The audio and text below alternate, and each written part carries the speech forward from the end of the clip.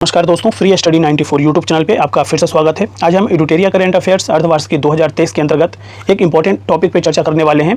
आज का हमारा टॉपिक है वर्ष 2023 के अंतर्गत जो विभिन्न जीआई टैग प्राप्त उत्पाद हैं उन पे चर्चा करेंगे। और दूसरा जो टॉपिक रहेगा हमारा आज का वो है वर्ष 2022-23 के अंतर्गत आए विभिन्न तूफान एवं चक्रवात पे चर्चा करेंगे। तो जिन लोगों ने अभी तक चैनल को सब्सक्राइब नहीं किया तो प्लीज़ चैनल को सब्सक्राइब कीजिए, लाइक कीजिए और अपने दोस्तों के साथ शेयर कीजिए। आइए हम अपने टॉपिक को स्टार्ट करते हैं। वर्ष 2022-23 में विभिन्न उत्पादों को प्राप्त जीआई टैग। सबसे पहला जो हम देखेंगे वो है उत्तर प्रदेश के अंतर्गत कौन कौन से उत्पाद को जीआई टैग दिया गया है। तो सबसे पहले कहा जा रहा है यहाँ पे बनारसी पान को दिया गया है, ठीक है। रामनगर भंटा बैगन को दिया गया है। तीसरा अगर हम देखें तो कहा जा रहा है बनारसी लंगड़ा आम को भी दिया गया है जीआई टैग। हाथरस हींग को भी दिया गया है। बांदा सजर पत्थर क्राफ्ट को भी दिया गया है। आदम चीनी चावल को भी दिया गया है उत्तर प्रदेश के अंतर्गत। और मुजफ्फरनगर का गुड़ को भी दिया गया है जीआई टैग। अलीगढ़ का ताला को प्राप्त है जीआई टैग। प्रतापगढ़ का आंवला को दिया गया है।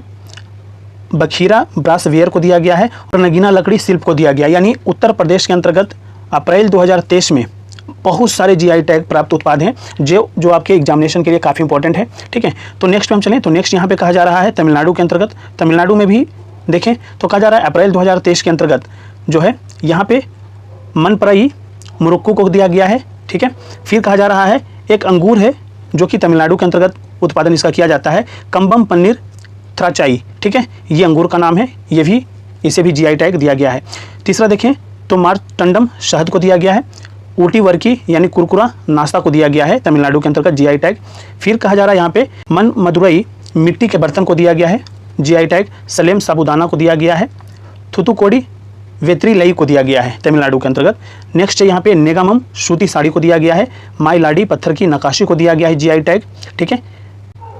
मयाली दुथुराई के थिक्कल रत्न शिल्प को भी दिया गया है। और शोलावदन बेत्री लई को दिया गया है तमिलनाडु के अंतर्गत। देखिए बहुत सारे ऐसे नाम हैं जो पढ़ने में थोड़ा सा डिफिकल्ट लगेगा, लेकिन 2 से 3 बार आप देखेंगे। पीडीएफ आप टेलीग्राम चैनल पे जाकर के डाउनलोड कीजिए और उसके माध्यम से आप 2-4 बार पढ़ेंगे या वीडियो को लगातार देखेंगे तो चीज़ें माइंड में बन जाएंगे, ठीक है। नेक्स्ट हम देखें तो नेक्स्ट कहा जा रहा है लद्दाख के अंतर्गत यहाँ पे लकड़ी के नक्काशी को दिया गया है जीआई टैग अप्रैल 2023 के अंतर्गत। बिहार की अगर हम बात करें तो मरचा चावल पश्चिमी चंपारण में पाया जाता है, ठीक है।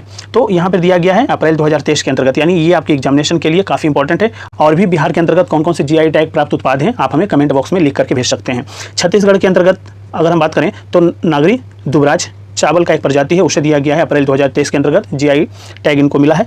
अगर मध्य प्रदेश के अंतर्गत अगर हम बात करें तो रीवा सुंदरजा आम को दिया गया है। सरवती गेहूं को दिया गया है। मुरैना के गजक को दिया गया है जीआई टैग, ठीक है। गोंड पेंटिंग को दिया गया है। उज्जैन का बाटिक प्रिंट को दिया गया है और ग्वालियर का हस्त निर्मित कालीन को भी दिया गया है। जबलपुर का स्टोन क्राफ्ट को दिया गया है। हैंडलूम साड़ी को दिया गया है। ढिंडोरी का लौह शिल्प को भी जीआई टैग प्राप्त उत्पाद हैं। ये सारे ये आप थोड़ा ध्यान रखेंगे, ठीक है, क्योंकि ये सारी जो है ये 2023 के अंतर्गत जो जीआई टैग दिए गए हैं उस पर हम चर्चा कर रहे हैं। जम्मू कश्मीर के अंतर्गत अगर हम बात करें तो कहा जाता है बसुहली पेंटिंग को दिया गया है अप्रैल 2023 में। और हिमाचल प्रदेश के अंतर्गत बात करें तो कांगड़ा चाय यानी यूरोपीय संघ स्तर से ही जो है ये कांगड़ा चाय जो है चल रहा है, इसे भी अप्रैल 2023 के अंतर्गत जीआई टैग। नेक्स्ट टॉपिक हमारा है हाल के वर्षों में शुरू किए गए नए दिवस जो आपके एग्जामिनेशन के लिए काफ़ी इंपॉर्टेंट है। तो हम यहाँ पे देखें तो कहा जा रहा है स्वतंत्र वीर गौरव दिवस कब मनाया जाता है तो 28 मई को मनाया जाता है। अगर हम इसकी बात करें तो कहा जाता है कि महाराष्ट्र सरकार ने प्रत्येक साल वीर डी सावरकर की जयंती को यानी 28 मई को स्वतंत्र वीर गौरव दिवस के रूप में मनाने की घोषणा किया है, ठीक है। नेक्स्ट कहा जा रहा है विश्व सतत परिवहन दिवस कब मनाया जाता है तो 26 नवंबर को मनाया जाता है। सतत परिवहन को लेकर लोगों को जागरूक करने के उद्देश्य से संयुक्त राष्ट्र महासभा ने 26 नवंबर को विश्व सतत परिवहन दिवस के रूप में घोषित किया है। ये आपके एग्जामिनेशन के लिए काफ़ी इंपॉर्टेंट है, ठीक है। अंतर्राष्ट्रीय बायोस्फीयर रिजर्व दिवस की अगर हम बात करें तो ये कब मनाया जाता है ये 3 नवंबर को मनाया जाता है। कहा जाता है कि 3 नवंबर 2022 को पहली बार बायोस्फीयर रिजर्व के लिए अंतर्राष्ट्रीय दिवस मनाया गया। ये भी आपके एग्जामिनेशन के लिए काफ़ी इंपॉर्टेंट हो जाएगा। नेक्स्ट है समानता दिवस, ठीक है। तो ये कब मनाया जाता है दोस्तों तो 14 अप्रैल को तमिलनाडु सरकार ने भीमराव अंबेडकर की जयंती को समानता दिवस के रूप में मनाने की घोषणा किया है। ये भी आपसे पूछ लिया जा सकता है कि इसे किस सरकार के द्वारा किस राज्य सरकार के द्वारा इसे मनाने की घोषणा की गई थी तो तमिलनाडु सरकार के द्वारा। ये भी आपके एग्जामिनेशन के लिए काफ़ी इंपॉर्टेंट है। नेक्स्ट पे बात करें तो कहा जाता है सामाजिक न्याय दिवस कब मनाया जाता है तो 17 सितंबर को। यहाँ पे कहा जाता है तमिलनाडु सरकार ने ईवी रामास्वामी की जयंती को सामाजिक न्याय दिवस के रूप में मनाने की घोषणा की है, ठीक है। नेक्स्ट है समर्पण दिवस कब मनाया जाता है 11 फरवरी पंडित दीनदयाल दीनदयाल उपाध्याय की पुण्यतिथि के उपलक्ष्य में यह समर्पण दिवस मनाया जाता है। ठीक है, राष्ट्रीय डॉल्फिन दिवस की अगर हम बात करें तो 5 अक्टूबर को मनाया जाता है। दोस्तों, कहा जा रहा है यहाँ पे कि राष्ट्रीय वन्यजीव बोर्ड की अस्थायी समिति ने प्रति वर्ष 5 अक्टूबर को राष्ट्रीय डॉल्फिन दिवस मनाने की घोषणा की। इस दिवस के आयोजन का मुख्य जो उद्देश्य है वो डॉल्फिन के प्रजातियों के संरक्षण के लिए जागरूकता बढ़ाना है। ठीक है, नेक्स्ट बात करें तो कहा जाता है मैत्री दिवस 6 दिसंबर को मनाया जाता है। भारत और बांग्लादेश ने 6 दिसंबर को फ्रेंडशिप डे के रूप में मनाने का फैसला लिया है।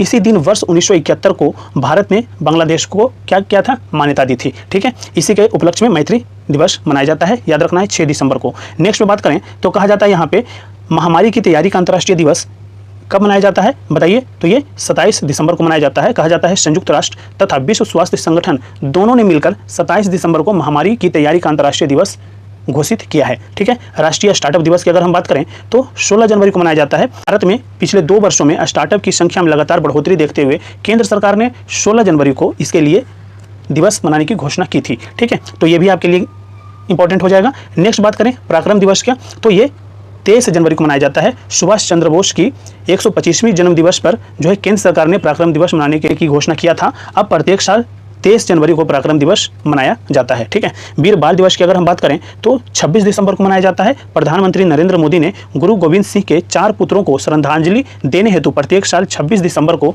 वीर बाल दिवस के रूप में मनाने की घोषणा की है।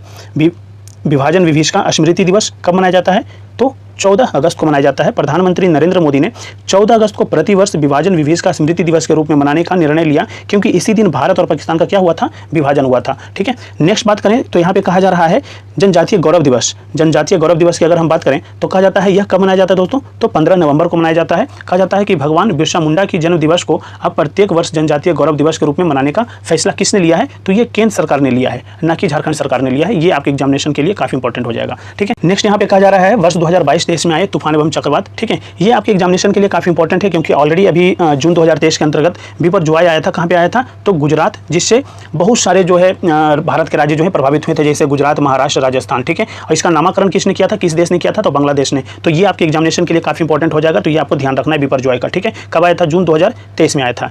इल्सा अगर बात करें तो अप्रैल 2023 में आया था। कहाँ पे आया था, प्रभावित क्षेत्र कौन सा था, तो ऑस्ट्रेलिया का पश्चिमी तट था। ठीक है, मोचा की अगर हम बात करें तो मई 2023 के अंतर्गत कहाँ पे आया था, प्रभावित क्षेत्र की बात करें तो म्यांमार और बांग्लादेश इससे जो है प्रभावित था, और नामकरण किसने किया था, यमन ने किया था। ठीक है, ग्रेवियल की अगर हम बात करें तो फरवरी 2023 के अंतर्गत आया था, और इससे प्रभावित क्षेत्र जो थे ऑकलैंड, न्यूजीलैंड था। ठीक है, बम चक्रवात की अगर हम बात करें तो दिसंबर 2022 में आया था, और इससे प्रभावित जो क्षेत्र था वो अमेरिका और कनाडा था। ठीक है, मैंडूस की बात करें तो दिसंबर 2022 में भारत में चेन्नई के तट जो है इससे प्रभावित हुए थे, और इसका नामकरण किसने किया था, तो यूएई ने किया था। ठीक है, नगले पैंग की बात करें तो नवंबर 2022 में आया था, इससे प्रभावित जो क्षेत्र थे वो थे फिलीपींस। ठीक है, जूलिया की बात करें तो अक्टूबर 2022 में प्रभावित क्षेत्र कौन सा था, मध्य अमेरिका।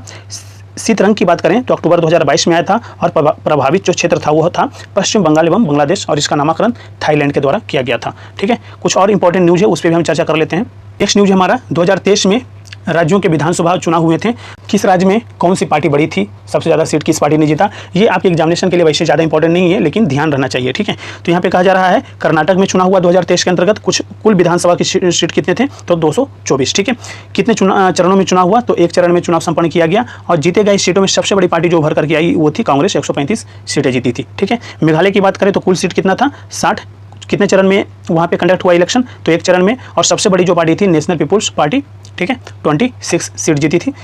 नेक्स्ट बात करें नागालैंड का, तो यहाँ पे 60 विधानसभा क्षेत्र है। ठीक है, और नेशनल डेमोक्रेटिक प्रोग्रेसिव पार्टी ने 25 सीटें जीती, सबसे बड़ी पार्टी बनकर उभरी। ठीक है, त्रिपुरा की बात करें तो 60 सीटें यहाँ पर थी, 1 चरण में संपन्न हुआ, और भारतीय जनता पार्टी ने 32 सीटें जीती और सबसे बड़ी पार्टी बनी। तो इस तरीके से आज का जो हमारा सेशन है यहीं पर कंप्लीट होता है। तो अगर वीडियो पसंद आया हो तो लाइक जरूर कीजिए, अभी तक चैनल को सब्सक्राइब नहीं किया तो प्लीज़ चैनल को सब्सक्राइब कीजिए और अपने दोस्तों के साथ शेयर कीजिए। Thank you so much.